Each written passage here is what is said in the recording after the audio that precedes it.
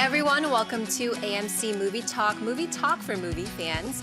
I'm your host, Ashley Mova, and this is the daily show where we give you all of the latest news from the world of movies, plus a little bit of insight into what it all means. Joining us, as always, is AMC Movie News Editor-in-Chief, John Campea. Well, greetings and salutations, everybody. Welcome to the show, coming to you live from the Stream.TV studios right here in Hollywood, California. It's a shame we have nothing interesting to talk about today. Also here, writer-director John Schnepp. Yeah, it's crazy how things just didn't pop up on this morning. I can't understand how there's nothing to talk about. Boring morning. And also your AMC's very own Alicia Malone. No, it's like Christmas Day, you know, oh, there's Snap Pie. 10 DC movies and 3 Harry Potter films and 3 Lego movies, yes. Well, listen, folks, we were literally, I was all set, ready to come to the studio. The show had been written for today. We were all done. I was literally in my underwear, about to jump in the shower when I got my first tweet notification saying Warner Brothers has just announced a rather full slate for all of their upcoming DC comic book movies. And just to run down briefly here, let's see what we got. Okay, so the very first DC movie that is going to come after Batman vs. Superman in 2016 is indeed Suicide Squad, being directed by Ayer.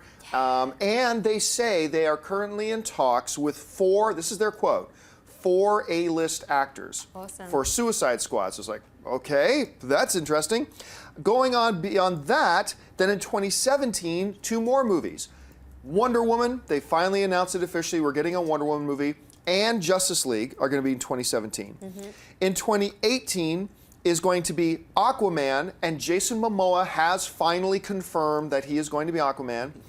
And The Flash is going to be in 2018, and that is going to star Ezra Miller, who starred in There's Something About Kevin, which was he amazing in, and Perks of Being a Wallflower, which he was also quite good in.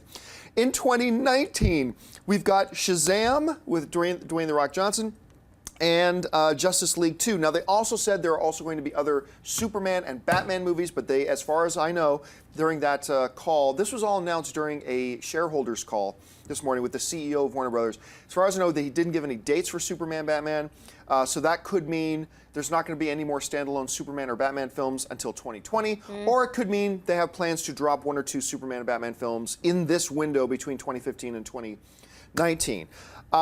They've also said a rebooted Green Lantern is coming. So that answers the question about whether Ryan Reynolds would be returning. I think most of us kind of knew deep down that he wasn't. I was kind of hoping he would, but we knew that he wasn't. They've also announced they're going to be doing a standalone Cyborg movie, but they don't have a date for it. Once again, not specifying if a Cyborg and a Green Lantern is going to be after in 2020 or later, or if it's going to be peppered into this existing calendar and we may get 3 DC movies a year, which would be psychotic. And they also, this makes real sense. In that conference call, the Warner Brothers CEO said they are going to be spending $2 billion a year in marketing all these films coming out. He's just doing the little Dr. Evil. $2 billion a year. Warner Brothers is all in. Yeah.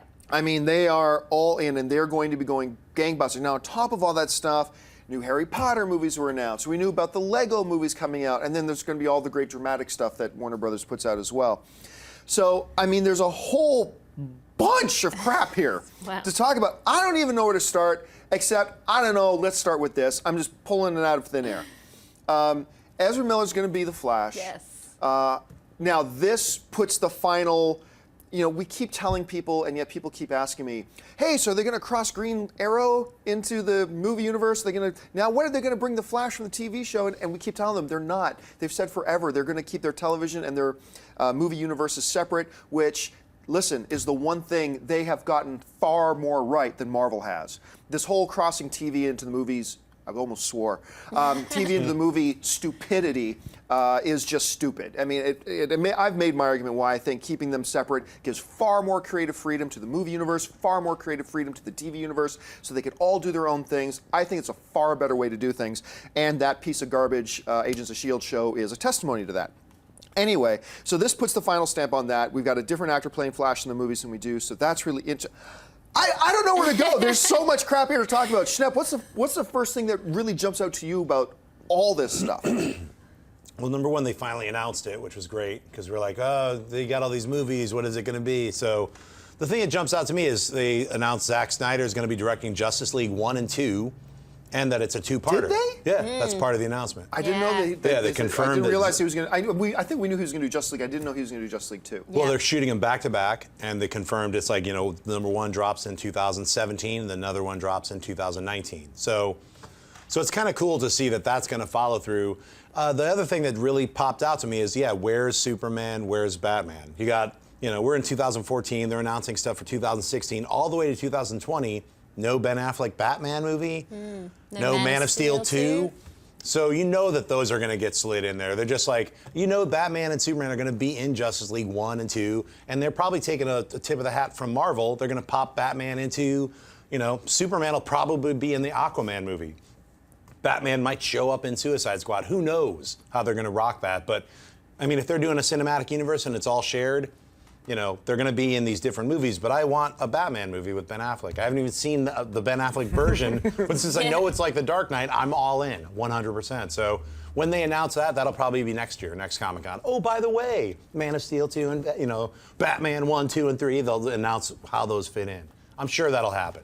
Alicia, what stands out to you the most? So excited about the casting of The Flash. Ezra Miller, he's not an actor I would have thought for that role, but he is incredible. We need to talk about Kevin. He was so creepy and then so lovable and sweet in Perks of Being a Wallflower. He's got range. He's got such great range. He's a really good actor, and that's something that Marvel has been doing well, is casting these good actors for these roles. So it's great that DC is also following that. I'm also excited about Suicide Squad because of David Ayer. I loved Fury. It's fantastic, coming out this weekend. Which, by the way, we have an AMC spoilers review for Fury coming out this Friday, so keep your eyes open for that. Oh yeah, I'm all in with his gritty vision. He showed that with End of Watch 2, and it sounds like Suicide Squad, about supervillains, and hopefully Michael Pena will be in there because he loves he does like working with them. Yeah, I think that's really cool. Wonder Woman, great that she's got definitely confirmed, and that Momoa has been definitely confirmed. There's been so many rumors about it. So it's just nice to see an actual slate from them, and now we have so much to talk about over the next few years. We got so much stuff over the next few minutes. So one of the things that stood out to me is really strange, though, in this announcement was Shazam in 2019. It's a long way away.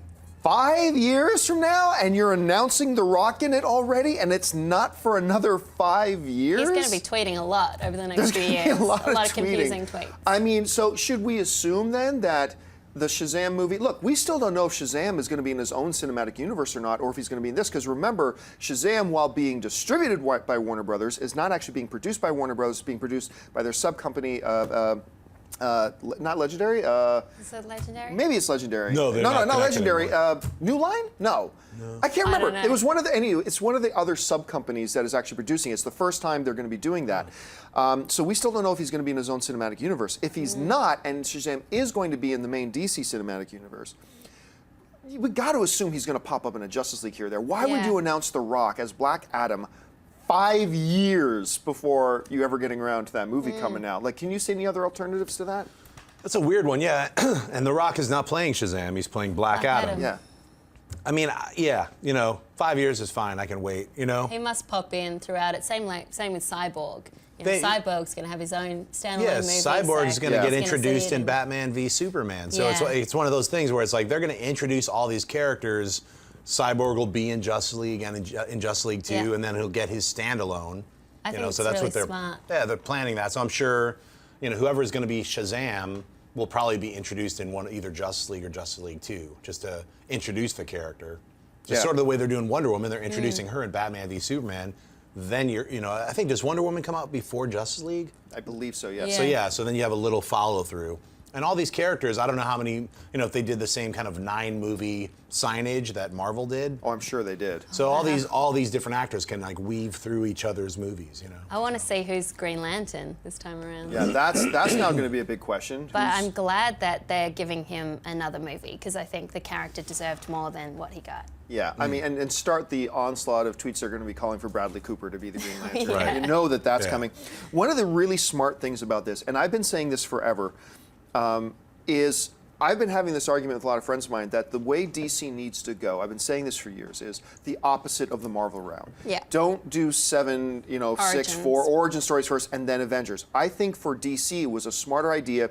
Introduce a lot of these characters that otherwise a lot of people won't care about in their bigger movies, so that when you do their standalone movie, the audience is already familiar with them, they're already attached to them, they want to see it. I guarantee you, this Wonder Woman movie is going to be much bigger now than it would have been if they weren't introducing her in Batman Superman first. Totally. Cyborg becomes a possibility because they're going to be introducing him in Batman versus Superman. I agree. And people were talking about Wonder Woman's backstory, about Zeus, and it sounds like they'll just introduce her, and then during her standalone movie, that's when you'll get to see her origin. Right. Now, what do we think about the Jason Momoa confirming that he's Aquaman? I think it's, go ahead. No, that's all I was going to say. It was great. I think it's fantastic.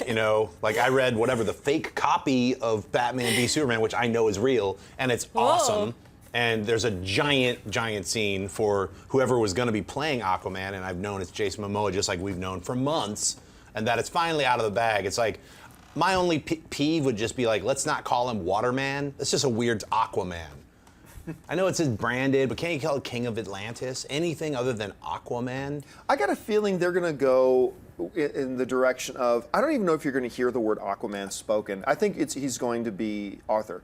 I mean, that's what I think he's going to be. They don't call him Aquaman in the script. He's never mentioned. He's just the ruler of Atlantis. He's commanding troops and stuff. So it's like, I don't know. I think the title Aquaman is a little, Yeah, but that's what he is, so you've got to call him that. I just don't know they'll actually say it. They never called him Superman in Man of Steel, right? So they never did that, so I got to think that's the direction. I think it's great. I was one of the guys who, long time ago, I thought, well, if you're going to get... I was kind of for Jason Momoa playing Bruce Wayne / Batman. I thought he would have been... I thought he actually would have been pretty good. I think he's got better acting chops than people give him credit for. He looks like a superhero. He looks like a superhero. He's got, women swoon when this guy walks in the room, so he's got the Bruce Wayne thing down. Yeah, he's got obviously the manliness. Big physical beast of a guy with actual combat training. I thought there was some upside to that, but don't worry. Like Aquaman, I think that's a very interesting thing. All right, let me look down this list again. Remember, guys, forgive me if we're a little bit scouted here. This literally hit just before I left to come into the studio. Well, let's talk just for a second about Green Lantern, okay? I'm one of the very few guys that I've always thought the problem with Green Lantern was not Ryan Reynolds. He wasn't the issue. He wasn't the problem. It was everything else that was built around that film. But even though I was saying I would like to see him come back as Green Lantern, it would present logic problems to have him there because there's inconsistencies with what they did in the film, with what the movie universe is. It is probably the smarter idea to reboot the character. Do we think they're going to introduce Green Lantern before his movie, or will the Green Lantern movie really be the introduction of Green Lantern?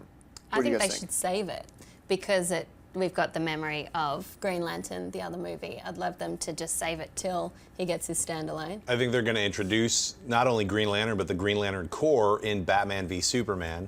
It's a subtle introduction, and I think that Green Lantern will be in Justice League. He'll be in Justice League 2.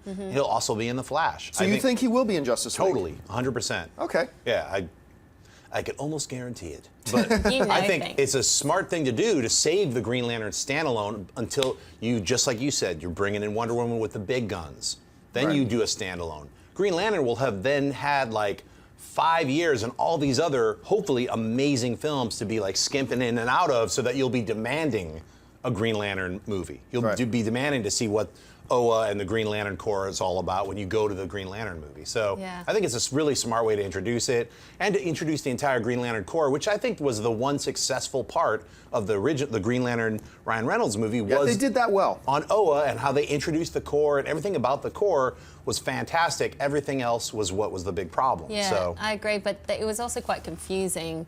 The first movie, they had to do so much exposition at the start to try to set it up. So, yeah, you're right. Maybe if they introduce him slowly, then you get more of a sense of the whole world that he lives in. Yeah, and also Jon Stewart, all these other characters that everyone knows who's, watches the cartoon or has read the comic book. There's a whole core. It's not just one Green Lantern. It's across the whole galaxy. So, okay, well, how about this? And we got a number of other movie stories we have to get to in a second, but what about this? I know some people are going to bring up some people notable by their absence. We do not see a Hawkgirl listed here anywhere. We don't see Hawkman listed anywhere. We don't see Martian Manhunter listed anywhere in all of this. You cool with those characters being omitted? I am cool with those characters not having their own standalone movies yet. I think, yeah. I mean, Hawkman, if and when they introduce the whole idea of Thanagar and the Hawk world, I think that's something that could be done later. I mean, I don't think it's being omitted because they're like, look, 2021, we don't have to announce everything. I think all those characters will be mixed in eventually. So I don't know enough about the comic book origins of the characters to comment about them, but I look at the slate and there's so much happening that I think they've got a ton to work on now. Yeah, and for me personally, I've said before, it makes me very unpopular with some people. I don't like the Martian Manhunter character, never have, never found him interesting. Even in the Injustice Gods Among Us storyline, I never thought he was that interesting. So that's just me. Everybody's got some comic book characters they don't think are that interesting. Martian Manhunter just happens to be one of mine. We will keep a very close eye on this as it develops, and I'm sure we're going to have lots to talk about over the coming days and weeks and months about all this. But big play. But I will say this, going back to something you were saying about Batman Superman, I do believe we're going to see a standalone Batman and a standalone Superman movie between now and 2019. I think Warner Brothers is just saving we're going to steal the spotlight from Marvel thing again. They're going to save that announcement for the day after Marvel makes another announcement. Right. It's like, oh, Marvel just announced that? Batman and Superman movies, kids. Like, I think they're saving for that. That's okay, right. Let's get to our regularly scheduled topics for today. Ashley, what do we got? Alrighty, the new Pirates of the Caribbean 5 film will be starting production soon and is set to hit AMC theaters on July 7, 2015. It appears Captain Jack may have his new villain. According to reports, Academy Award-winning actor Javier Bardem is currently in talks to play the evil Captain Bran in the new film. Bardem won his Oscar for another villainous role in No Country for Old Men and was also the bad guy in the recent James Bond film Skyfall. John, how would you feel about Javier Bardem joining Pirates of the Caribbean 5? Well, on the outset, it's never a mistake to recruit talent. Javier Bardem is an Academy Award-winning actor. He almost stole the show in Skyfall. He's incredible. His addition is nothing but good, but let's keep this in mind. Before we jump to any conclusions saying, hey, having him as a villain is going to make the movie so much better. The last villain they had was Ian McShane, and he's pretty damn awesome. The villain they had before that was Bill Nighy, and he's pretty damn awesome. And even having those awesome actors as their villains didn't really save those films either. Made a lot of money, though. Made a ton of money. But still, all things being equal, of course, this is a good thing. What do you guys think? Yeah, it's a good choice for a villain. I mean, Javier Bardem's proved that time and time again. But I agree with you. I'm not that excited about a Pirates 5. I know it makes business sense because the franchise is worth over $1 billion, but it got tired as the movies went on. Javier, though, if you're going to choose someone, he's great. He's apparently playing a ghost captain who blames Jack Sparrow for the death of his father, so he sets out for revenge. Sounds interesting. As long as his face isn't covered by a mollusk or a crab, so you can actually see him act, I'm all for it. I got a lot of catching up to do. I think I've only seen Pirates 1 and then parts of Pirates 2 and 3, maybe like 10 minutes each. You're not missing much. Yeah, so, but yeah, Javier Bardem, Sugar. That's all I can say. That's one of the most creepiest villains to date. So he's got a good long line of playing villains, and if he could make this the trilogy of villainry. So. All right, what's next? Director Colin Trevorrow has just tweeted out the first official poster for his upcoming film, Jurassic World, set to hit AMC theaters everywhere on June 12, 2015. The tagline on the new poster reads, "The park is open." Jurassic World takes place 22 years after the events of the original Jurassic Park and stars Chris Pratt, Bryce Dallas Howard, Ty Simpkins, and Jake Johnson. Alicia, what do you think about the first Jurassic World poster? Really like it. Might have even squealed when I saw it because it took me back to childhood. It took me back to the original poster by John Alvin, which was so great. Their logo now looks a lot more eerie. Yeah. It's almost 3D and metal. I love the fog that's happening behind it, and the tagline, "The park is open," I think could mean two things. One, the park is open again for tourists, and second, maybe someone left the gate open. The dinosaurs are back. I just can't wait. Yeah, I really like it. It struck me really great. And you're right, the nostalgia of it, the similarities to the original poster is great with its own unique look at the same time. I really like the tagline involved with it as well. So for me, I enjoy it. I dig it. I love the oxidization. Yeah. Showing that it's a sign that's 20 years old. It might have been laying in the forest, and they could just see the metal burnt out. So it's like, it's definitely saying, look, this is 20 years later, we're back. So it's pretty cool. All right, folks, we reached the part of the show for buy or sell. Here's how this works. In front of her, Ashley's got a few other items in the world of movie news. She's going to run them down. Then those of us at the table are simply going to say whether we buy it or sell it. So Ashley, what do we got? For those of you looking forward to the upcoming Hot Tub Time Machine 2, you will have to wait just a little bit longer. Paramount Pictures has just moved the comedy off its Christmas release date, where it was going to face off against The Interview, Into the Woods, and Unbroken, and pushed it back 2 months to February 20th, 2015. Jeanette, buy or sell Paramount moving Hot Tub Time Machine 2 to February? I buy it. I mean, I'm a big fan of the first Hot Tub Time Machine, and I'm just glad they made a second one. It's a really silly, goofy, fun film. The first one was, and just seeing the trailer, the second one looks to follow suit. Pushing it out of the way of all these giant monsters of December makes total sense. I don't have any problem waiting for 2 months to see it, so I buy it. I gotta buy it. This is a really good move for 2 reasons. One, I've been saying for a while, I think there's money to be made in February and March if you drop a fairly decent film in there. But also, it's not just all those big monster movies, it's the one in particular, it's The Interview. That is an R-rated comedy going after the exact same audience that would be going after, Hot Tub Time Machine 2 is going after. I'm like you, I really like the first one, and I'm excited about the second one. But let's call it what it is. It would get crushed by The Interview. That's got a lot of momentum going. So for me, it's a buy. Yeah, I buy it for the same reasons you guys said. I love the first film. It's so silly and funny, and I think it's too crowded at Christmas, especially with The Interview. There's so much hype around that film. So many people are going to go see it. So I buy the move, and Lego Movie proved that there is money to be made in February. All right, what's next? Well, speaking of Hot Tub Time Machine, according to reports, Masters of Sex and original Hot Tub star Lizzie Kaplan has just been offered a role in the upcoming sequel, Now You See Me 2. The original film took in over $350 million at the worldwide box office and told the story of the Four Horsemen, a super team of the world's greatest illusionists who pull off a series of daring heists against corrupt business leaders during their performances, showering the stolen profits on their audiences while staying one step ahead of the law. Now You See Me 2 hits AMC theaters on June 10, 2016. John, would you buy or sell the addition of Lizzie Kaplan to the cast of Now You See Me 2? You know, I'm still not super excited about Now You See Me 2 because I wasn't thrilled with the first one, but the addition of Daniel Radcliffe I thought was really intriguing, and I've had a little bit of crush on Lizzie Kaplan ever since she was in Mean Girls. I mean, I'll just admit that right up. I mean, Jennifer Garner will always have a very special place in my heart, but Lizzie Kaplan's right up there too. So this is a nice addition. I gotta buy it. Jeanette? I'm gonna have to fight you. I also have a crush on Lizzie Kaplan. Party down, what's up, party down? So yeah, I think she's a great actress. She's really funny, and I didn't see Now You See Me, so now I might have to see Now You See Me too, just because of that, so I'm buying it. Yeah, I'm buying it, and I'll fight you both for Lizzie Kaplan. I've got a girl crush on her. She's so cool and so lovely in real life. She made her mark in the indie world. She always brings something unexpected to her role. I wasn't a big fan of Now You See Me, so convoluted and just had no substance underneath it all, but it made good money, and I'll watch it if Lizzie's in there. You know, what was the exact line? I loved her line in Hot Tub Time Machine where she looks at John Cusack and is like, "Oh, I'm awesome. Believe that." Yeah. I mean, that was awesome.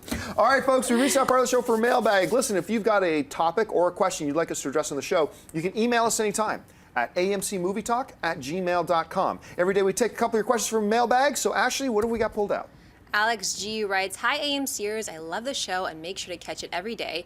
We all know about the opening date game of Chicken that Cap 3 had going with Batman vs. Superman, in which B vs. S eventually relented and moved its opening date.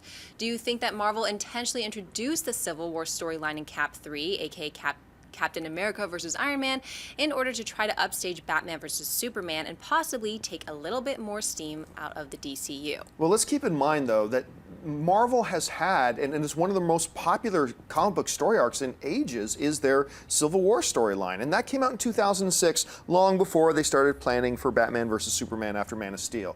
I believe this has been a movie that's been in the back of Kevin Feige's head for a long time. So do I think they did it just to upstage, you know, Batman versus Superman? It would have been a pretty smart strategic move, but I don't think Feige was being smart and strategic in doing it. I think this is what they've kind of had in the back of their heads for a very long time. So, no, I don't think they did. You guys? Yeah, I don't think they did either. I think there's been so many rumors lately about Iron Man 4, so they wanted to come out and talk about something, and Civil War is so popular. I like the idea just because the Russo brothers are involved. So, Yeah, me too. To quote the Joker, it's all part of the plan. Yeah. By the way, I love this image. This image came out online the other day too, and I think that's Super cool. I think terrific fan art. All right, what's next? Mohammed Samatter writes, recent big fan, you guys have the best cast truly. Here's my question on the topic of Wonder Woman's origins. Is it possible she comes from both Zeus and Kara-El? After all, Zeus is known to cheat on his wife Hera and create demigods. What if that over the course of 20,000 years, the power gene was passed on in the Amazonians and Wonder Woman being the current inheritor? If they were going for somewhat of a realism. My knowledge on comics is next to none. If you could help me out here, I would appreciate it. Thanks and keep up the great work, guys. All right, as I said on the show yesterday, I've been holding on desperately to this theory that Wonder Woman is actually a descendant of Supergirl, because in the Man of Steel prequel comic, we see that she crashes on Earth 20,000 years ago and survives the crash, but then we don't know what happened to her. And then I gave up on my theory when they announced, no, they're going to go the New 52 route, and she's going to be the daughter of Zeus. But I love your theory. I'm going to grasp onto your theory now with both hands. Zeus rubbed body parts with a semi-mortal being, Supergirl long time ago and started a line, a lineage, and Wonder Woman will somehow be a descendant of Supergirl. There's no way that's going to be true, but I'm going to hold on to it as if it is. So I don't know. What do you guys think about the theory? It's a very cool theory. I like it. I know that the character's backstory can be quite hazy at times. There's been so many different iterations of the character and reboots. Time there, what wasn't she made out of clay originally? Yeah. So I like this theory much better. But as we were saying before, with the standalone Wonder Woman movie, that's where I think we'll get into that really interesting backstory.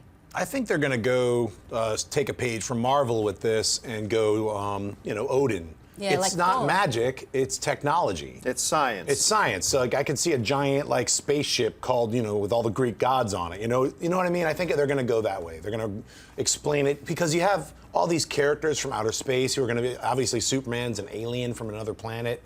That's, the Supergirl thing could be woven in there, who knows? But I think they're just going to explain Zeus and all that as like some kind of extraterrestrial godlike. Now remember though, the producer for the film did say in his interview the other day, he did describe Wonder Woman that she is a demigod. That is her thing. So it'd be interesting to see. But I think Thor is a god as well. So to speak. People call him. Yeah. All right, what's next? Adam Cho8 writes, hello AMC. I noticed that John Wick, which comes out next Friday, got a 9.4 out of 10 on IMDb and a 100% approval on Rotten Tomatoes. I was expecting a cheesy but fun action movie, but these ratings are great. I know they will probably go down, but still it's pretty impressive. I would love to know John's thoughts on this, seeing as how excited he is. Thanks, have an awesome day. It's funny, 2 months ago I never even heard of John Wick. And now it's the movie I might be looking forward to the most over the next couple months. Maybe even more than Fury. Yeah. The trailers for John Wick completely captivated me. They totally dragged me into it. I'm so excited for this movie. Now, a couple things I want to point out. Never, ever, ever look at IMDb's ratings. The movie isn't out, and yet it has a 9.4. That's the thing about IMDb is anybody can click in there and just click a rating on something, and 95% of the people who've been clicking ratings on it haven't even seen the movie yet. So don't pay attention to IMDb rating. That's fine. The 100% on Rotten Tomatoes I find intriguing because when I saw the trailer, and that's going to go down, I'm sure, but when I saw the trailer, I'm like, not only am I super excited and jumping up and down my seat, I'm going to be the only guy who's doing that. Everybody else is going to see this for the piece of crap that it is, and I'm just deluding myself because the trailer's so awesome. It's really refreshing to see, and a lot of the bigger heavyweight critics have already weighed in on John Wick, and they're all liking it so far. So, and you've seen it. Yeah. Your thoughts on John Wick? I got to see it at Fantastic Fest, and I'd say the reason why it's got 100% at the moment is that not that many reviews have been counted because press screenings have only just started. Only about 15 have come out. Yeah. But I had such a great time watching this movie. It is cheesy and fun, and I think if you embrace that side of it, you'll have a really good time. Keanu kicks ass.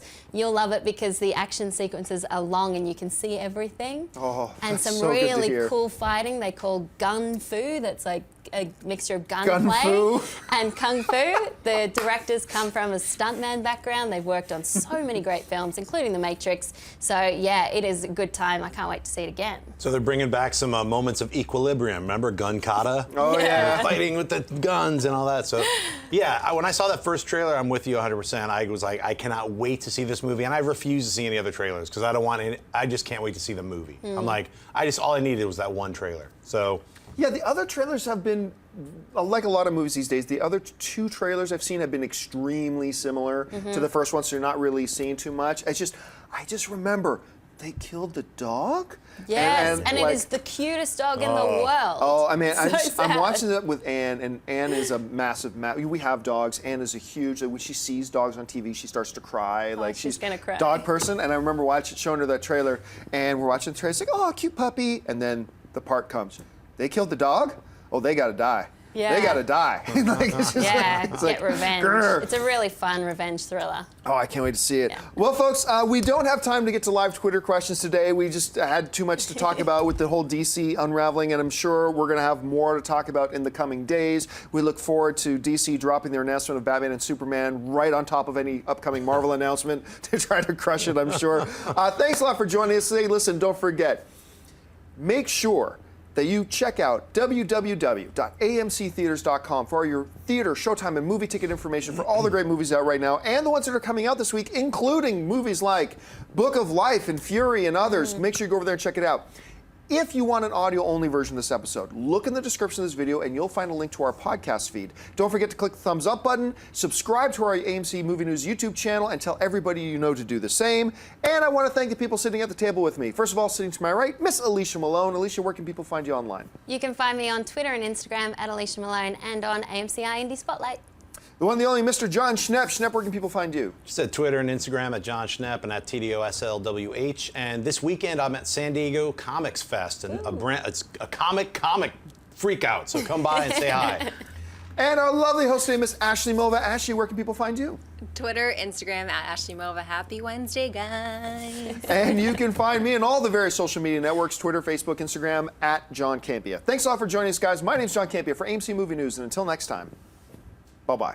Hey everyone, if you liked this video, click that thumbs up button and make sure to subscribe to our AMC Movie News YouTube channel. It's free and helps you stay up to date with all the latest movie news, as well as our daily AMC Movie Talk show. Also, make sure that you follow us on Facebook and Twitter to stay up to date with all of our special promotions, contests, and prize giveaways.